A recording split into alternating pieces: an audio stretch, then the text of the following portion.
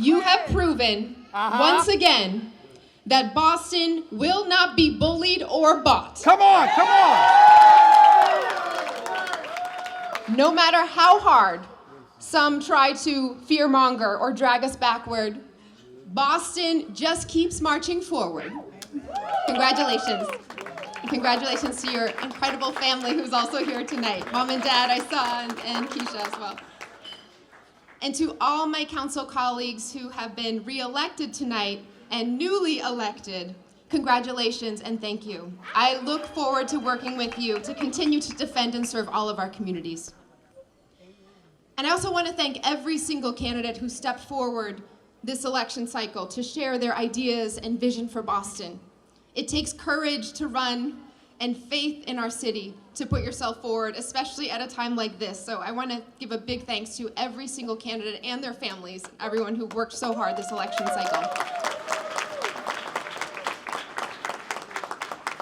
And to my family, Connor and Mira are in the house tonight. Blaze and Cass are at home. I love you so, so much. Thank you for everything. And to this family, to my incredible team, the best campaign team that's been assembled, the best city staff, the workforce that rivals any team anywhere in the country, thank you for all that you do.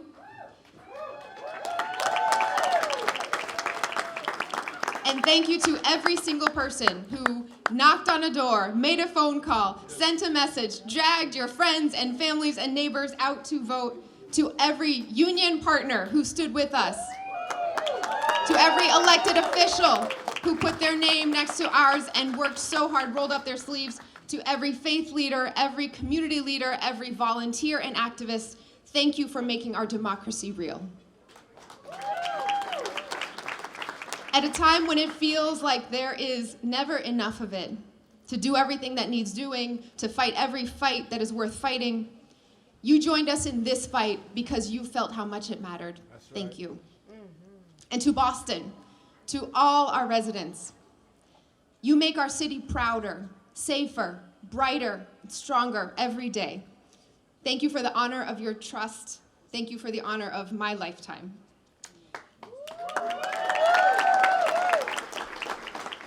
Four years ago, we sent a message from every corner of our city that Boston is a home for everyone.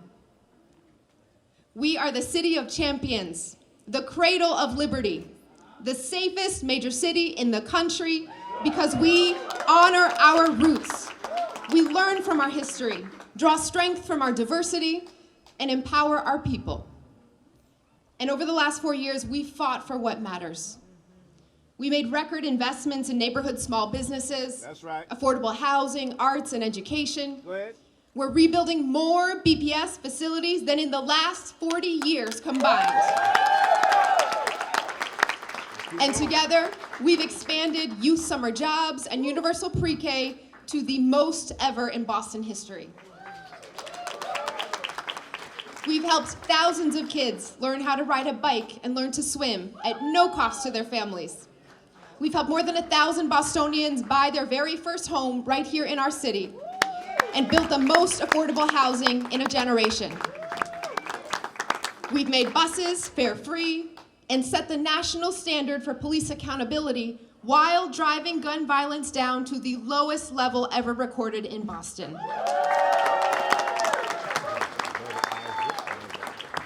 We are the reminder that it's freedom, not fear, that makes this country great.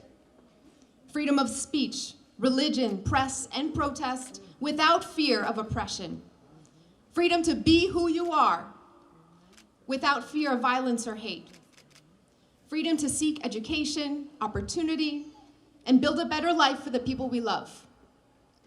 This year, against the backdrop of a federal administration's chaos and cruelty, we faced a choice. Cave to the pressure, backtrack and change course, or double down on the values that founded our nation. That's what's at stake. That is what this election was about here in Boston.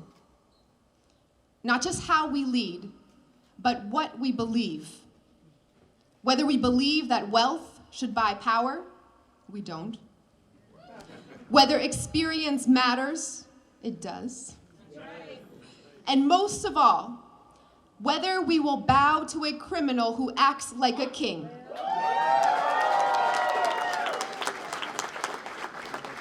For 250 years, that answer hasn't changed in Boston.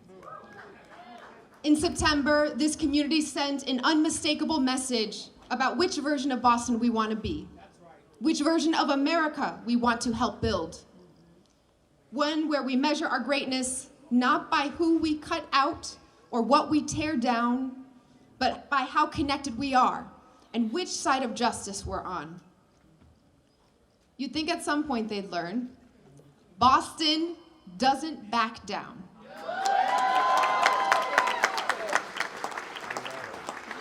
But it's a lesson we're more than happy to keep teaching. Just last week, in between pardoning crypto billionaires and tearing down the East Wing, Donald Trump sent his lawyers to Boston to block SNAP benefits for seniors, for children, people with disabilities. But in just 2 days, our city stood up a $2 million emergency fund with the Boston Foundation and community partners to make sure our families have food. We mobilized across departments, partner organizations, and communities to connect residents to resources, all hands, all languages. When we say Boston doesn't back down, what we mean is Boston always shows up for this nation we built and for the people we love. Whether we're kicking out redcoats or conducting life-saving research, we get to work. Threaten our schools, ban books, and erase history, and we will throw open the doors to our cultural treasures, making museums and performances, knowledge and art free for every Boston student and their family.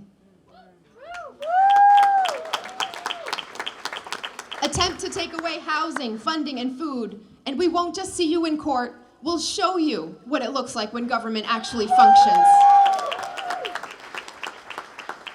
Come for our people, parents, workers, and friends, and we will remind you how a group of immigrant merchants and farmers beat back the most powerful empire on earth. Boston is a city that has always belonged to its people, where for centuries we've pioneered the public good, done work with a purpose, and driven forward the progress our nation was known for. Right now, our city is being targeted because we refuse to stop doing what they say is impossible. Take care of our people. Take care of everyone. Wannabe dictators don't like seeing proof that democracy works. Proof that we don't have to choose between progress and prosperity, competence and compassion, cities and safety, common sense and community.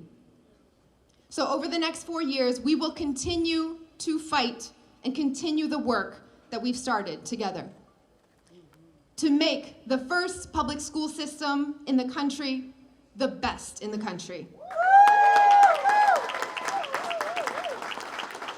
To make our city a hub for every thinker and business whose business is making our world a better place for all. To make our city the safest and greenest, a place where every family can afford to put down roots and watch their kids blossom. To strengthen community when we need it most.